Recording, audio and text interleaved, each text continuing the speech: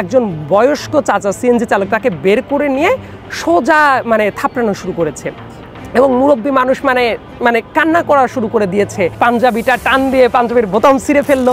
সে আমাকে চেষ্টা করছে, এই তোকে ধরে নিয়ে যাও। আমি বলছি সো জাফর ইকবাল একজন আগাগোড়া ভণ্ড, প্রতারক, স্বৈরাচারের দোসর এবং তার প্রত্যেকটা কাজ ছিল এমন এজেন্ডা ভিত্তিক যেটা আসলে খুবই প্যাথেটিক।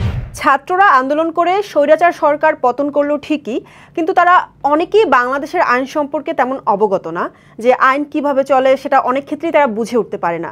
সো আপনি তো একজন আইনের ছাত্র, এই বিষয়ে আপনার মতামত কি? আমার হাতে যদি অ্যাবসলিউট কোনো ক্ষমতা থাকতো যে দেশের শিক্ষা ব্যবস্থাকে কিভাবে রিফর্ম করা যায়, অনেক লিগ্যাল স্টাডিজের ব্যাপারগুলো আমি একদম হাই স্কুল থেকে বিভিন্ন বই ইনজেক্ট করে দেওয়ার চেষ্টা করতাম। কারণ আইন হলো এমন একটা ব্যাপার, প্রত্যেকটা মানুষের চলতে ফিরতে প্রত্যেকটা মুহূর্তে কিন্তু এই জ্ঞানটার দরকার আছে।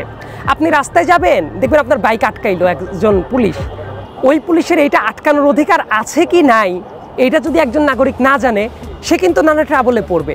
আবার দেখবেন ফ্যামিলি অনেক ইস্যু আছে, জমি জমা, রিলেশন ক্রাইসিস, একটা মামলা কিভাবে করতে হয়, বা আপনি যখন এই অলিগলি না জানবেন, এই যে কিন্তু মানুষের এক্সপ্লয়েটেড হয়ে যাওয়ার বড় ধরনের সম্ভাবনা থাকে। আমার লাইফে এই ধরনের বহু ঘটনা ঘটেছে। ইনফ্যাক্ট আমি যদি 2019 সালের একটা কথা বলি, পান্থপথ সিগন্যালে আমি আসছি, তখন আমি ভার্সিটি স্টুডেন্ট। একজন পুলিশের সার্জেন্ট, পান্থপথ সিগন্যাল যেটা আছে দেখবেন, ওই জায়গায় এক মুরব্বী চাচা, খুবই বৃদ্ধ, ইফতার রোজার মাস ছিল, আমি একটা অ্যাডমিশন কোচিংয়ে পড়াই, ওই জায়গা থেকে পড়ানোর পরে ইফতারের মোটামুটি আধা ঘন্টা টাইম আছে, ব্যাক করছি। দেখলাম ওই সার্জেন্ট একজন বয়স্ক চাচা সিএনজি চালক তাকে বের করে নিয়ে সোজা থাপড়ানো শুরু করেছে এবং মুরব্বী মানুষ কান্না করা শুরু করে দিয়েছে যে কিছুক্ষণ পরে ইফতার, বাবার বয়সী, সেই লোকটা কান্না করছে, একজন মানুষও থামাচ্ছে না। আমি কিন্তু সরাসরি গিয়ে ওই সার্জেন্টের হাত ধরেছি। তারপর সে তো চিল্লায় উঠছে, এই তুই কে? তারপর আমি বললাম যে ইয়েস আমি ল জানি, আপনি কোনো অবস্থাতেই গায়ে হাত তুলতে পারেন না। সে আমাকে বলছে, এই তুই কীভাবে জানিস? তারপর আমি বললাম কোন লতে আছে আমাকে দেখান, কারণ আমি তো লয়ের ব্যাপারটা তখন জানতাম। তো আলটিমেটলি সে কিন্তু আমার পর চড়াও হইলো, আরও 4-5 জন ছিল, আমার পাঞ্জাবিটা টান দিয়ে পাঞ্জাবির বোতাম ছিঁড়ে ফেললো।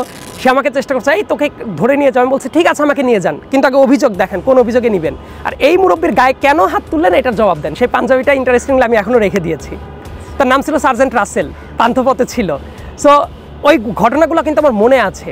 সো ওই মুরব্বীকে আমি প্রোটেক্ট করতে যে পেরেছিলাম, আলটিমেটলি যখন দেখলো যে না আমার ল সম্পর্কে ভালো আইডিয়া আছে, সে কিন্তু ছেড়ে দিতে বাধ্য হয়। সো আপনি রাস্তাঘাটে চলাফেরা করার ক্ষেত্রে প্রত্যেকটা জায়গায় লটা জানা দরকার। সো আমার কাছে মনে হয় যারা সমন্বয়ের কাছে, যারা তরুণ হিসেবে উঠে আসছে, তারাও জানবে, তাদেরকেও সময় দেওয়া উচিত। দে আর ডুইং ফ্যান্টাস্টিক। অনেক বৃদ্ধরা তো অনেক ক্ষেত্রেই অনেক বছর তো দেখলো। আবার একই সাথে আরেকটা ব্যাপারও মাথায় রাখা উচিত, আমাদের কিন্তু বিনয়টাও খুব গুরুত্বপূর্ণ একটা ব্যাপার। দেখেন অনেকেই বলে এইভাবে, আমিও তো আসলে এই জেনারেশনেরই, কিন্তু দীর্ঘদিনের রাজনৈতিক পরিক্রমাটা আমি দেখেছি এবং রাজনৈতিক অ্যাটমসফিয়ারটা আমার চোখের সামনে দেখেছি বিভিন্ন ইনভলভমেন্টে। সবাই যেটা বলেন একটা পপুলিস্ট তত্ত্ব দাঁড়িয়ে যাচ্ছে যে students can do everything, but what I perceive students can't do everything, this is ground reality. So আপনার কিন্তু এটা বুঝতে হবে যে সব কিছু তরুণরা পারে না। তরুণ, প্রবীণ এবং এক্সপার্ট যারা আছে বিভিন্ন জায়গায়, এইটার একটা সম্মিলন ঘটানো দরকার। কাজেই কাউকে এক্সক্লুড করে না, সবাইকে কিভাবে আন্ডার সেম আমব্রেলা নিয়ে আসা যায় এবং অভিজ্ঞ যারা আছে বিভিন্ন সেক্টরে তাদের অভিজ্ঞতাকে কিভাবে কাজে লাগানো যায়, আর যারা মুরব্বী হয়েছেন তাদেরও কিন্তু অভিজ্ঞতার দাম আছে। সো আমার কাছে মনে হয় পাটা মাটিতেই রাখা উচিত, রেখে প্রত্যেকের সাজেশনটা নিয়ে তারপর একটা ভালো প্রক্রিয়ার দিকে কিভাবে আগানো যায় সেটার দিকে যদি আগায়, তাহলে একটা সাস্টেইনেবল কাজ হবে। আপনি কি জাফর ইকবাল স্যারের বই পড়েছেন? জাফর ইকবালের বই পড়েছে কিনা, আসলে আমার পলিটিক্যাল বইয়ের প্রতি আগ্রহ ছিল। ইন্টারেস্টিং একটা কথা কি, আমার বই পড়ার একটা বড় সুযোগ কিন্তু আমি ক্যাডেট কলেজে যখন পড়তাম সেটা আমি পেয়েছি। প্রত্যেকটা ক্যাডেট কলেজে বিশাল বড় বড় লাইব্রেরি থাকে, আমাদের লাইব্রেরিগুলোতে আবার বই ইস্যু করা যায়, লাইব্রেরি একটা ক্লাসই থাকতো।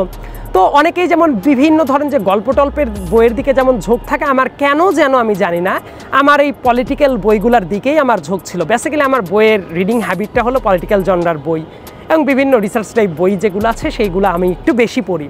জাফর ইকবালের বইটা আমার খুব একটা পড়া হয় নাই, তবে যে বইগুলো দু একটা দেখেছি, একটা ফ্যান্টাসির দুনিয়া তৈরি করা ছিল, যে বৈজ্ঞানিক কল্পকাহিনী থেকে শুরু করে একটা জেনারেশন তৈরি হয়েছিল তার বই পড়তে পড়তে। কিন্তু আর একটু বড় হতে হতে বুঝতে পেরেছে যে একজন মানুষের মনন যদি জঘন্য রকম পচা একজন মানুষ হয়, তার কন্ট্রিবিউশন আর কি বিচার বিবেচনা করবেন। সো জাফর ইকবাল একজন আগাগোড়া ভণ্ড, প্রতারক, স্বৈরাচারের দোসর, এবং তার প্রত্যেকটা কাজ ছিল এমন এজেন্ডা ভিত্তিক যেটা আসলে খুবই প্যাথেটিক। জাফর ইকবালকে অনেকে হয়তো বা নতুন নতুন চিনতে পারছে।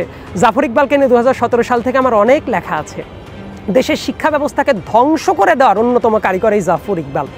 মানুষকে ঘৃণার চাষবাস করতে শেখানোর অন্যতম একজন লোক হলো এই জাফর ইকবাল, এবং তাকে যেভাবে প্যাট্রোনাইজ করা হয়তো প্রত্যেকটা জায়গায়, এই কাজটা আমাদের ইয়তদের পর খুব বাজে রকমের প্রভাব ফেলেছে। সেই ধরনের আগাগোড়া ভণ্ড মানুষ নিয়ে আমার খুব একটা কিছু বলার নাই, কিন্তু আমি এক্সপেক্ট করব এই জাতীয় ভণ্ড সুশীল যারা আছেন, যারা কোনো কারণ ছাড়া, কন্টেস্ট ছাড়া মানুষকে এইটা শেখায় হড়হড় করে বমি করে দিবে, যারা ইভেন মুক্তিযুদ্ধের টাইমে ডিরেক্ট কোনো কন্ট্রিবিউশন না করেও পরবর্তীতে মুক্তিযোদ্ধাদের চেয়েও বড় চেতনা ডিলার হয়ে যাবে, যেমন বাঁশের চেয়ে কঞ্চি বড়, এইটাই ভূমিকা যারা রাখবে এদেরকে সন্দেহ চোখে দেখা উচিত। আপনি কি একটা জিনিস জানেন, আমি কিন্তু তাকে নিয়ে অনেক আমার রিসার্চ করা আছে। জাফর ইকবালের একটা বই আছে 1994 সালে যেটা লেখা, সেই জায়গায় আবার আওয়ামী লীগ সরকারের, মুজিব সরকারকে গালাগালি করে কিছু জিনিস আছে, সেই ডকুমেন্টটা আমার কাছে আছে, কোনো একদিন আমি হয়তো বা পাবলিশ করতে পারি। সো জাফর ইকবালের মতো একজন আগাগোড়া ভণ্ড মানুষ নিয়ে এর চেয়ে বেশি আমি আর কি বলবো। বরং আমি বলবো যে ওনার ভণ্ডামিগুলা মানুষ যে এতদিনে বুঝতে পারে, এটার মানে হলো এই জাতির কালেকটিভ ইন্টেলেকচুয়াল বেসমেন্টটা একটু শক্তিশালী হচ্ছে।